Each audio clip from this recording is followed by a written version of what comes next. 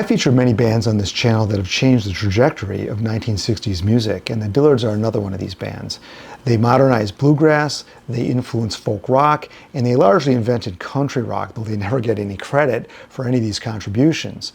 So we're going to look at their history, which starts with Andy Griffith and ends with Elton John, here on Pop Goes the 60s. A little wheels turn, big wings will fly, everybody gonna say bye-bye. Rain, rain, the people pray, don't wait for another day. All the time, and another little drink won't do us any harm.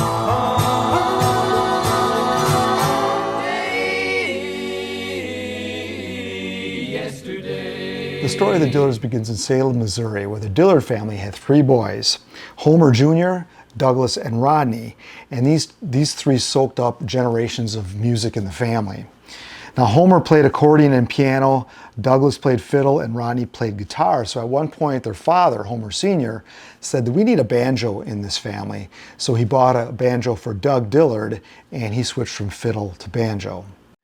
Since they came from a musical family, Homer Sr. had some connections, and on a trip to Nashville, they were introduced to Earl Scruggs, and Douglas took some quick lessons from Earl Scruggs, learning how to pick the banjo with a pick, and that started them off and running.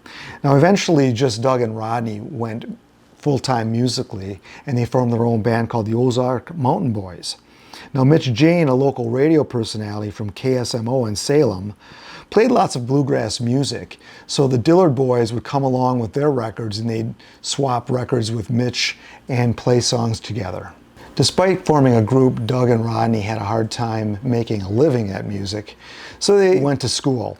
Doug enrolled at Washington University in St. Louis and eventually became a bookkeeper, and Rodney was at Southern University, and he had called his brother, who has by this time had left school and was a bookkeeper, and Rodney wanted to get out of school. So it was then that they decided, let's just do music full time and head back home. It didn't take much to talk Rodney out of quitting school, so once they got back to Salem, they formed the Dillard Brothers, and they made their first recording at this time.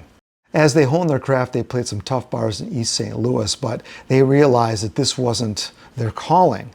So they went back to Salem, got a hold of Mitch Jayne, and planned their exit from Salem.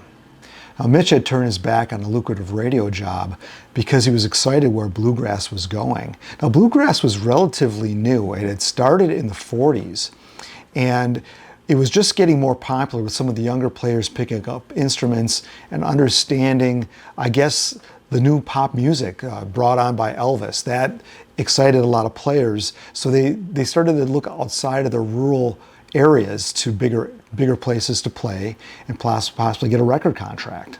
Their idea was to get out to the music capital of the world, which was Los Angeles. So they headed out there, and their first stop was Oklahoma City. And they didn't have much money, and their family did not support them going out west. They thought they were going to fail miserably. So they got out to Oklahoma City, and they ran out of money right away. I mean, they were eating like crackers and ketchup, and it got pretty bad. So they took some side jobs just to make some money, and sure enough, they stuck around long enough. There was an opening at a club, another group had canceled, and they filled this slot in a club, and they were paid $300 a week. So they worked there for a while to get enough money to pay their way to Los Angeles. Okay, let's run down the members of the group and what instruments they each play. So we have Douglas Dillard on banjo, we have Rodney Dillard on guitar and dobro, we have Dean Webb on mandolin, and Mitch Jayne on upright bass. The journey to Los Angeles was not an easy one, as Rodney got sick along the way. But when they got to Los Angeles, they gravitated to the folk scene, and that was to the Ash Grove, which was a haven for poets, folk musicians, and beatniks. And things began to move quickly for them as they met the Greenbrier boys there that night. And they sat in with them. And everybody was having a great old time, and everybody was playing, and the Dillards wowed everybody with their instrumentation. And it just so happens that a producer named Jim Dixon was there, and he was from Elektra. And Dixon was so impressed with them that he brought the owner of Elektra back the next day, and that was Jack Holtzman. Holtzman brought a contract and they signed a record deal on their second day in Los Angeles. Once they signed the contract, they played regularly at the Ash Grove, creating a buzz and drawing a very good following. Rodney, if you'll get your dobro again, we have another one of these guitar with a hot plate jobs coming up.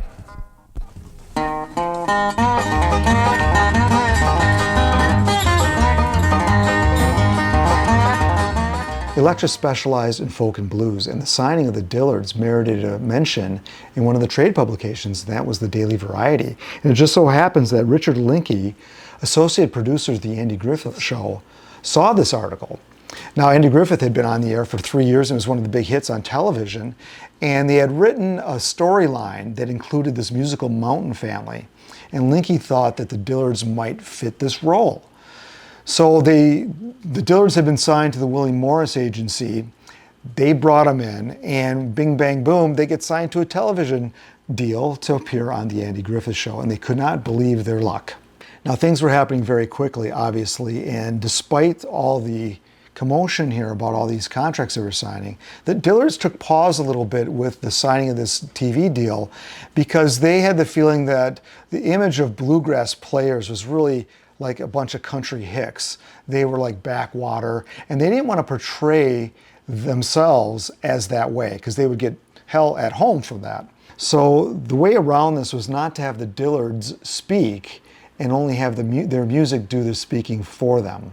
On the Andy Griffith Show, the Dillards played the part of the Darling family, and 2 other people were added, and that was Maggie Pederson was added as Sister Charlene, and Denver Pyle was the cantankerous father. Dooley, trying to make a dollar. Dooley, give me a smaller and I'll pay you back someday. The episode they appeared on where the Darlings are coming, that aired on March 18th, 1963, and that song you just heard was Dooley. That was one of their original songs, so it was very, very fortuitous for them to have one of their original songs featured on the television show. So that was released as a single, but it didn't chart, and in true bluegrass fashion, the Dillards would play on camera on the show with expressionless faces. The Dillards recalled that Andy Griffith was all business on the set, but he often would bring out his guitar, which he always had with him, and they'd play together off on the side of the set in between scenes. Now, this was the first of 6 episodes they appeared on from 1963 to 1966. And this album, their first album, came out not long after their appearance on the Andy Griffith Show, Back Porch Bluegrass. Same old man living at the mill turned around of its own free will. Hand in the hopper, any other in the sack. Lady stepped forward and the gents fall back. For she'd her apron wrapped about her, and he took her for a run. Oh, and alas, it was she, Polly Fun.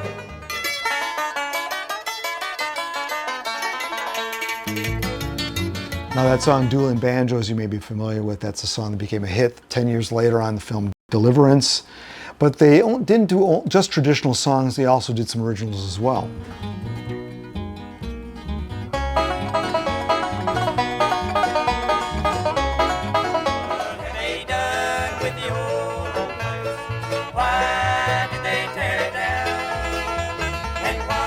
Now I would consider this album pretty much straight bluegrass, but the purists didn't feel that way.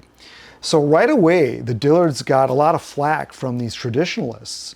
And in this case, you know, they were seen as kind of selling out, I think, going on television. And they complained that there was a lot of echo on this recording, as if that was not authentic. And their response was, well, if you're on the back porch and you live up against the side of a mountain, you're going to get some echo. So that was a problem with this album. It did not chart. But it sold regionally, and it sold steadily, but not enough to make the charts. As the group's popularity built, they made a legendary appearance at the 1963 Newport Folk Festival. And their performance there, they introduced the fast-paced progressive bluegrass to a mainstream audience for the first time. Other folk festivals they appeared at in 1963 included the UCLA Folk Festival and the Monterey Folk Festival, elevating their status considerably. They also opened for acts like Bill Cosby, and they signed a deal to appear 7 times on the Judy Garland Show.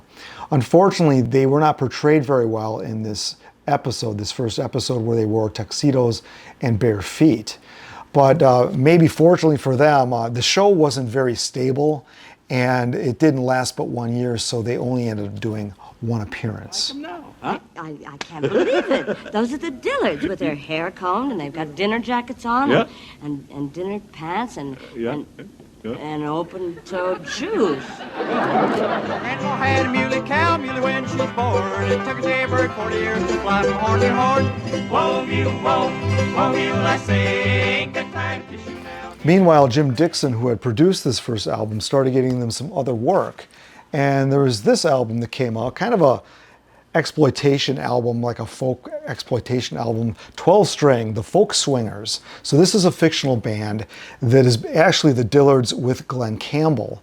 So this is a collection of covers that are not very inspiring, let's put it that way.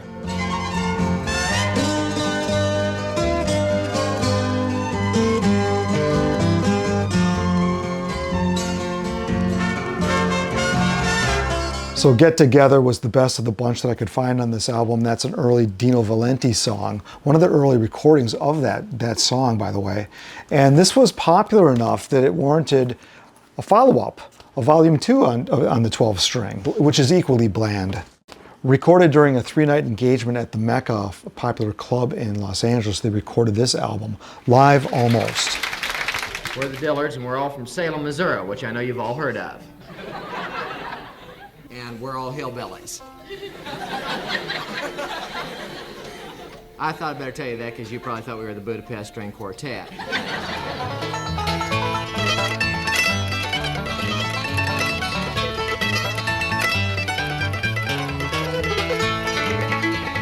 It's a time for us to wander when time is young, and so are we. The woods are greener over yonder. The path is new. Those last two songs were originals, and again, this is a straight bluegrass album. What makes this really great is you get to hear their comedy in between songs.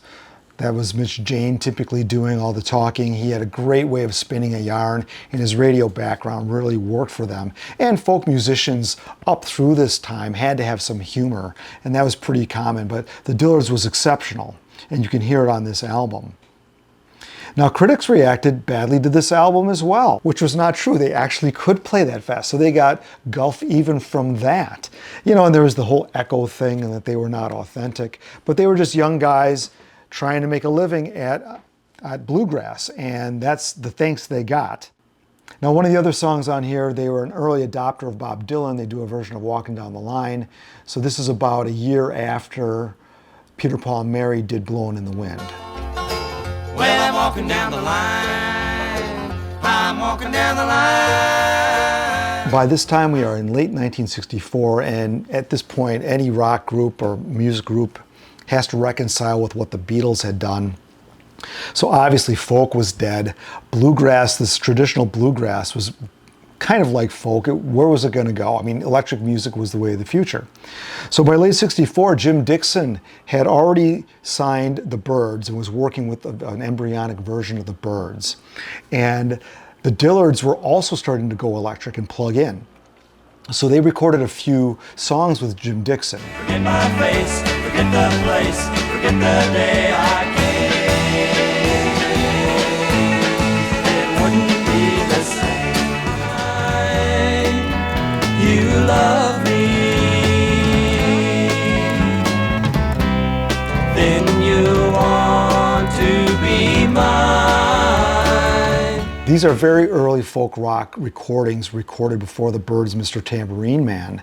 And they appeared later on in 1969 on a comp called Early LA. Now, the two Byrds play on these tracks, Chris Hillman on bass and Michael Clark on drums. So Doug Dillard switched to an electric 12-string guitar for these sessions here.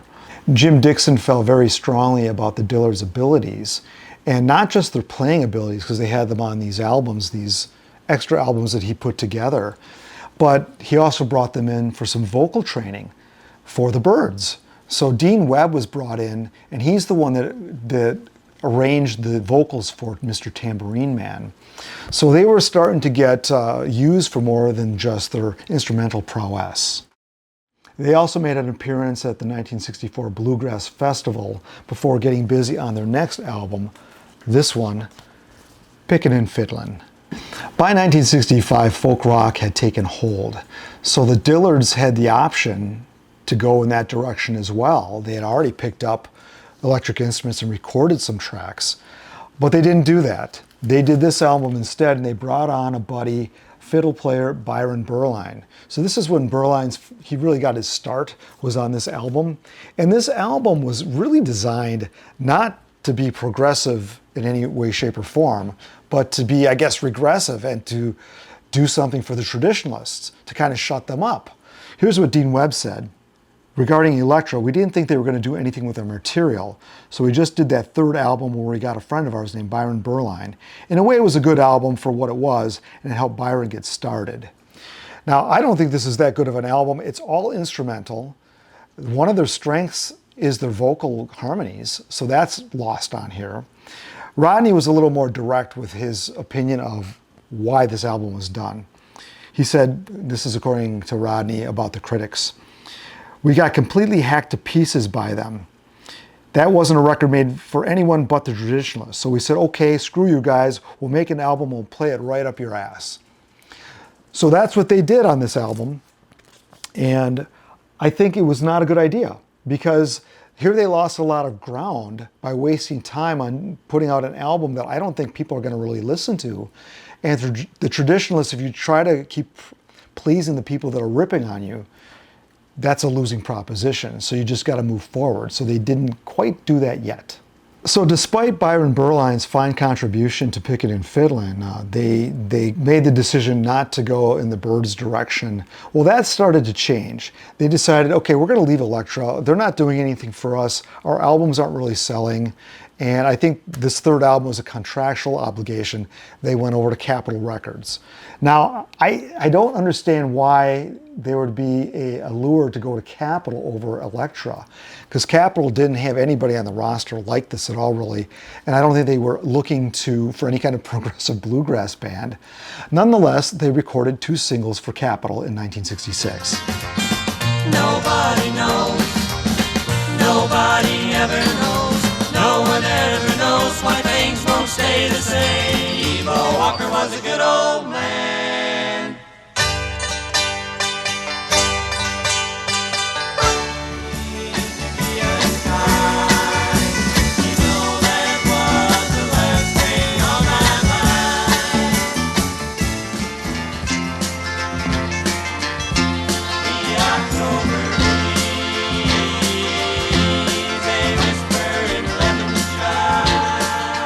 You can tell by these 2 singles that they started to go in the folk rock direction. I mean, how could you not? And Nobody Knows and Ebo Walker, these were original songs. Nobody Knows was the A-side, very, very good song. Ebo Walker was based on an old friend of theirs and a staple in all their live shows. Last thing on my mind was their next single, and the A-side was a Tom Paxson song. And unfortunately, neither of these singles charted. The band had been moving toward a more contemporary sound, which found them touring with the Byrds, among other bands. They opened for the Byrds, and for that tour, they had Dewey Martin on drums, who was soon to be in the Buffalo Springfield. Now, their association with Dewey Martin led them to help out the Buffalo Springfield later that year, who needed instruments for their audition at the Whiskey A Go-Go. After 2 singles, they had it with Capitol. That wasn't going anywhere. So they reverted back to Elektra. By this time, Elektra, I think, understood what the Dillards wanted to do. They started to understand folk rock in the direction, so they re-signed with Elektra.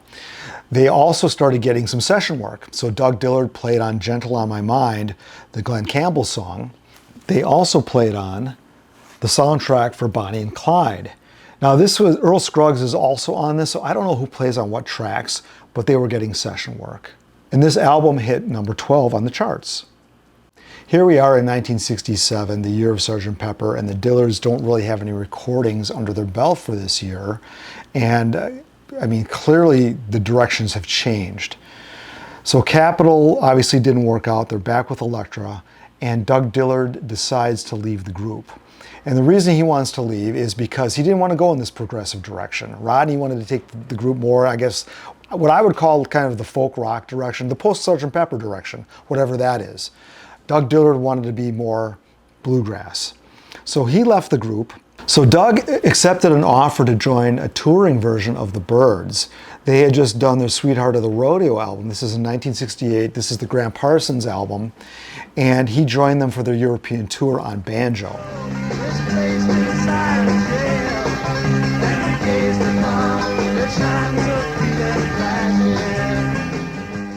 Now the Dillards had to get a replacement for Doug, and how to replace Doug Dillard. He was this fast player, but they found a very capable player in Herb Pederson, who was a fine player who you would substitute for Earl Scruggs occasionally, and he played rhythm guitar and had a wonderful tenor voice. And he also wrote a little bit. So this was a very good addition for their new direction. All right, so this is the next album, Wheat Straw Sweet. This came out in 1968. So this features some very great originals, and the vocal arrangements are really stellar. Some glad morning when this life is o'er, I'll fly away. Boy, another little drink won't do us any harm. Listen to the sound, listen to the sound, listen to the tune that the wind brought down. An unsophisticated love's a great philosophy. Those 4 songs I just played were 4 originals by the group, and they had some additional players on there to help them out. Joe Osborne added electric bass, Toxie French and Jim Gordon played drums. So the songs Nobody Knows and Lemon Chimes, which were on the Capitol single, one of the singles, they re-recorded those for this album. To find a reason to believe.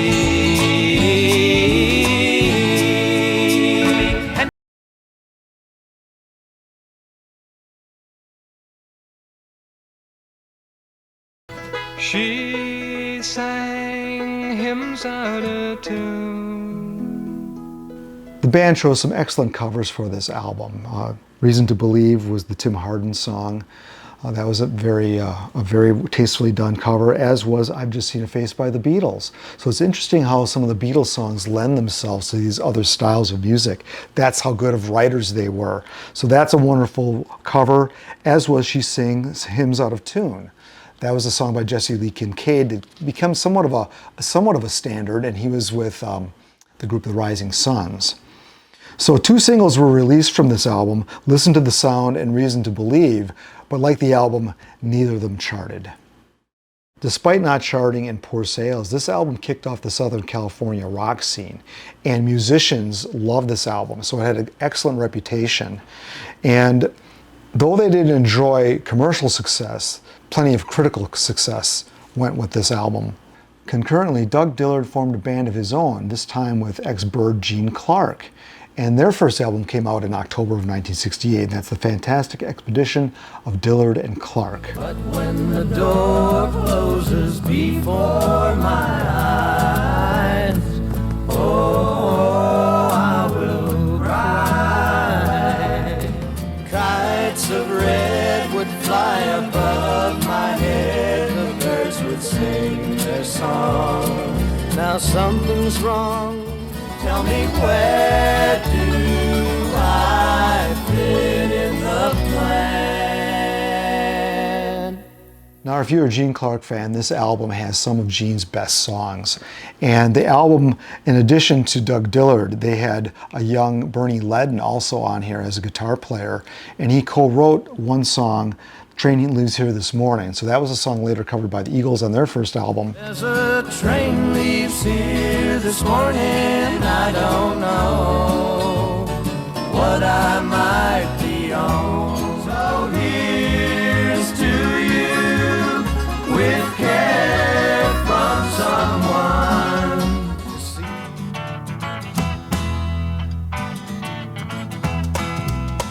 I think that line down the middle of the road is driving me insane. Ironically, Doug Dillard's need for traditional bluegrass music is not met with this album. I mean, this album sounds like the direction the Dillards were going in, like this kind of progressive country rock mixed with folk rock. That's how I would describe it. And I don't know what Doug Dillard gained here, because there was very little market for straight bluegrass, obviously. Both of these albums at the time were really what was considered California country rock. Nobody waited very long to get back in the recording studio, and the Dillards did so with this single, which was from the forthcoming album Copperfields. Whispering quicksilver words in every thirsty year. Rain, rain, the people pray. Don't wait for another day. Rainmaker was a Harry Nilsson song. I always loved this song, and easily the most commercial song they ever did. Great lyrics, fun song, it did not chart. And I'm really surprised it didn't chart, but they were not in the cards for the Dillards. I mean, they were doing really album-oriented rock, and that's the direction rock music was going anyway. Nothing lasts for very long, and no one stops to listen to her song. If you're walking in the rain and find the light, through the copper fields I walked along the way, remembering how we spent the time. Turn around.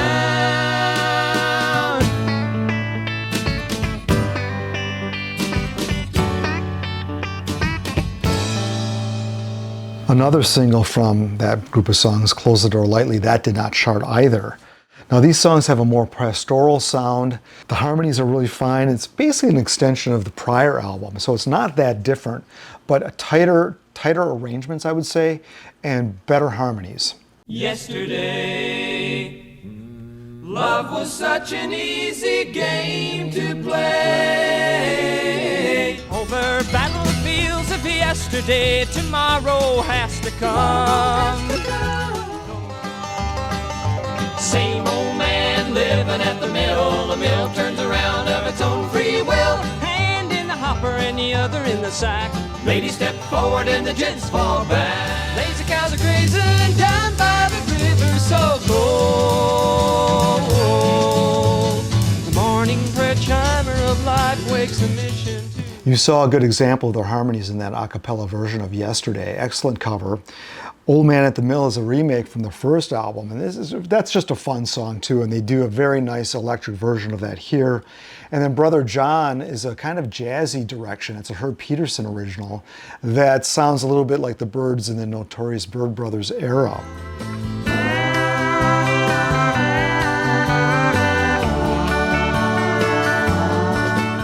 That song you just heard is called Sundown, and it's a near instrumental that really shows off their instrumental chops. And it really has that hippie vibe to it. It's kind of like a pot smoking song. So they're starting to get into that. So they're totally in sync with what's going on with the California counterculture at this time. Now this album, as good as it is, did not chart. And the next album for Dillard and Clark is this one here, Through the Morning and Through the Night. This one also did not chart. Hurts me, little darling, through the nighttime, through the dawn. And this is somewhat of a disappointing follow-up. This came out in 1969.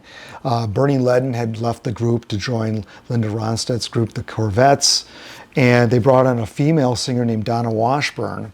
And interestingly enough, for the direction Dillard wanted to go into and do more bluegrass, there's very little banjo on this album. There's more piano than banjo. So in short, I would say this album, with the female vocals and the lack of more banjo, changes the feel substantially. And Gene Clark didn't have as many top-notch songs for this one as he did on the last album. And Gene Clark, I wouldn't consider him a prolific writer. I mean, he wrote a good amount of stuff, but I think he needed more time to probably come up with more top-notch material. Despite that, there are two really excellent ballads here. I felt much of the pain, And if somebody ever really loved me, then she done me good. My favorite song on the album is Polly. I think it's the best song on the album, and they do a great cover of the Beatles' Don't Let Me Down. Now the Dillards have been striking out commercially with these albums, and this prompted them to leave Elektra once again. And they signed with White Whale, and they did these two singles. I'm just one too many mornings and 1,000 miles behind. The lonely night will turn to day. The light will come shining in my way. When you tell me that you're coming home again. One Too Many Mornings is a Dylan cover, which was originally released as a single back in 1965 by the Association. That was their second single.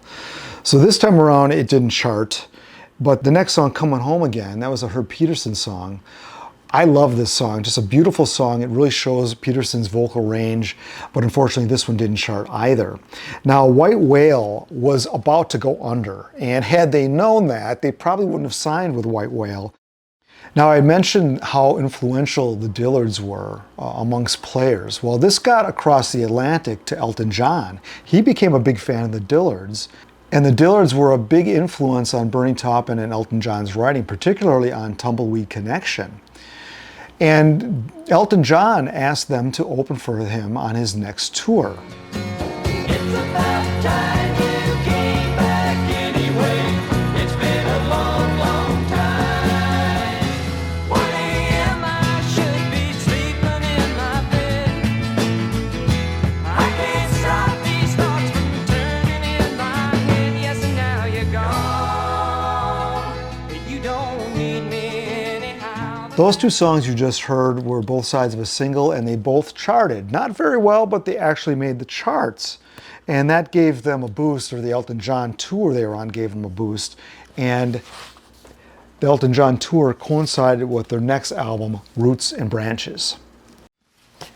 All right, for this album, Herb Pederson left the band. He was replaced by Billy Ray Latham. Latham had played with Clarence White and his brother Roland in the Kentucky Colonels, so he had been around these circles and they knew him, so he joined on this album. And this album, like the single you just heard, was on Anthem Records. And Anthem Records was put together out of the ashes of White Whale by the same owners. Probably not the best idea, but the album actually charted at number 79 and number 56 in Canada. Red phone hound, come and get your belly up, lying on your tail all day long. The mist is rising in the Crooked Creek all ago.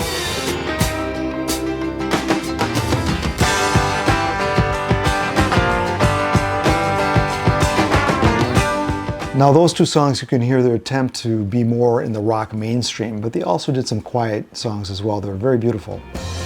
Can't you see I'm so lonesome without her? Won't you walk inside my door? Clouds are giving way. They can't hold back my sunny day. I think Sunny Day is the best song on the album. It's worth buying the album just for that song. And I think it's really a great song because you hear all these wonderful layers of guitars and banjo. Sounds like an electric banjo, and the guitar layers are just beautiful. You know, and they're producing themselves on some of these later albums, and they really understood how to use the studio. So they're really hitting their stride on this album, even though the songs aren't quite as strong as the prior two albums. So they got a great boost from Elton John, and they prepared to do their next album, which I don't have here. I have it on CD. I'll show that in a moment. It's called Tribute to the American Duck. This was early 1973, and this was on yet another label called the Poppy label. Slow down, hot rod banjo. You can be pop, just don't tango. Don't change rhythm. I left it with them. Who's gonna read my mind?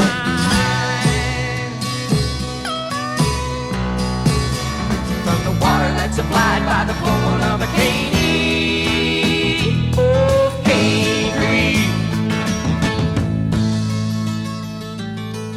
These are some of the stronger songs on the album. Music is Music is a great piece of country, 70s pop rock, I guess you'd say. Caney Creek is a song written by Jules Alexander, formerly of the Association.